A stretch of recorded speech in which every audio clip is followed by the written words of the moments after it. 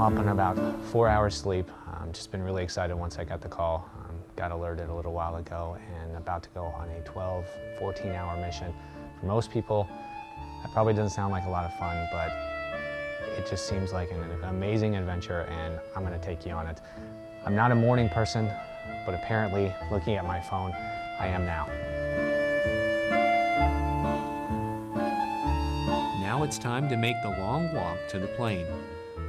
It might seem like a chore, but the scenery just off the Suda Bay flight line is amazing. We're about an hour from takeoff, and this is when the pilots, crew chiefs, and loadmasters do all those last-minute checks, making sure everything's tied down, the seats are good to go, and the aircraft's ready to fly.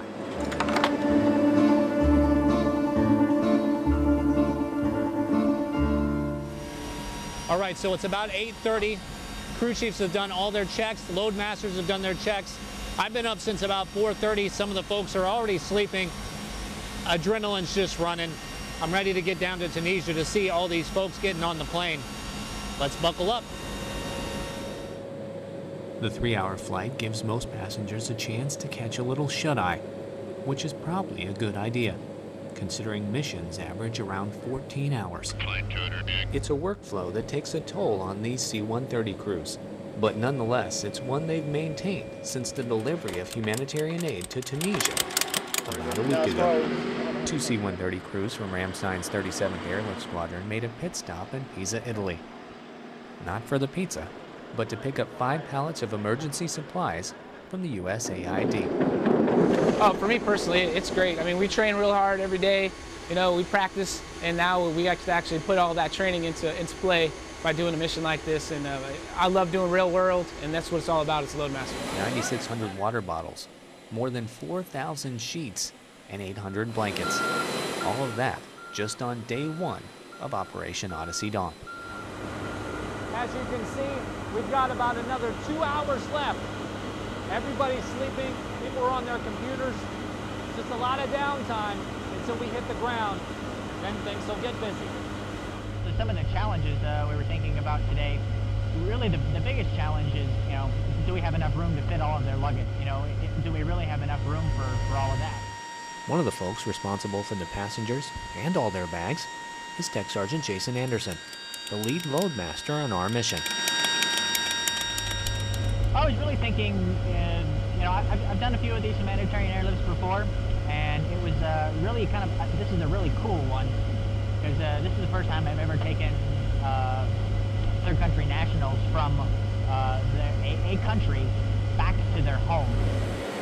While this is a first for a C-130 veteran like Sergeant Anderson, it's also a first time for me. And it got me thinking, how many people can fit in the seats of a C-130?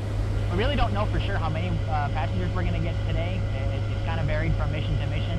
I mean, we're planning for, you know, somewhere around 100. That's what we can probably sit comfortably back here, or maybe a few less than that. But I would anticipate we have at least 50 or more. It's probably humid. I bet you it's humid. Yeah, sure.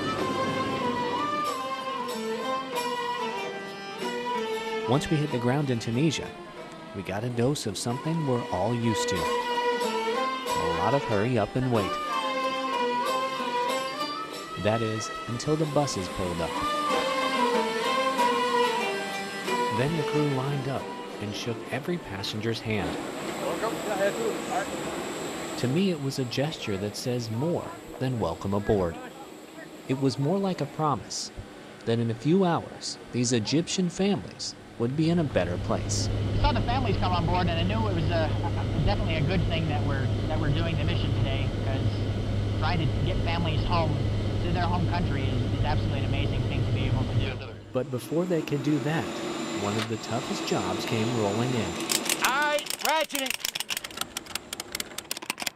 The pilot, the loadmasters, even the Ravens, the airmen who guard the plane, stopped for a minute to load more than 7,000 pounds worth of cargo. 1, 2, 3. It's a task every crew's accomplished since the start of the operation. It makes you feel good because it's hands-on work, and you know that it's basically their lives in that bag. So you treat it with care, and you make sure that they get it back to their family. 1, 2, 3. All the way, all the way, all the way. About 2 hours later, lots of sweat, lots of blood, lots of tears. All of the cargo's on the plane, along with the passengers. About 60 passengers are getting ready to go wheels up, straight to Cairo.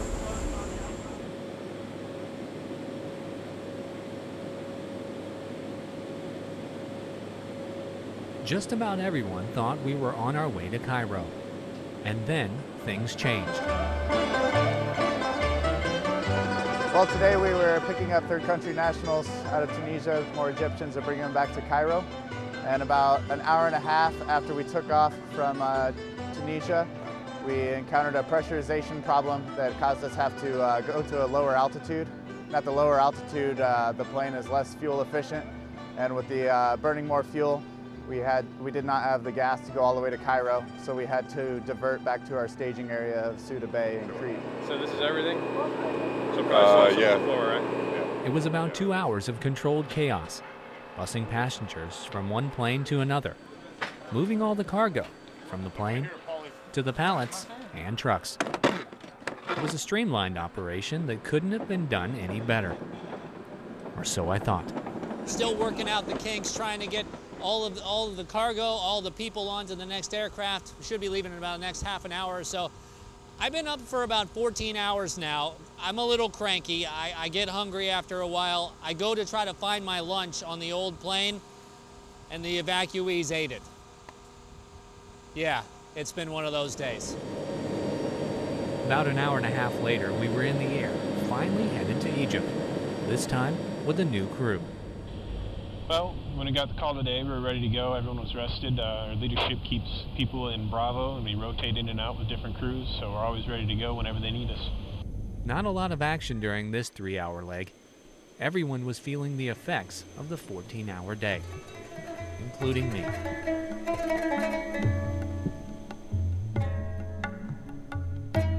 About 20 minutes after landing, all 79 passengers stepped foot on their home soil, excited to be home in Egypt. It was an emotional day, not only for these flyers, but all the airmen who've had a chance to support the operation.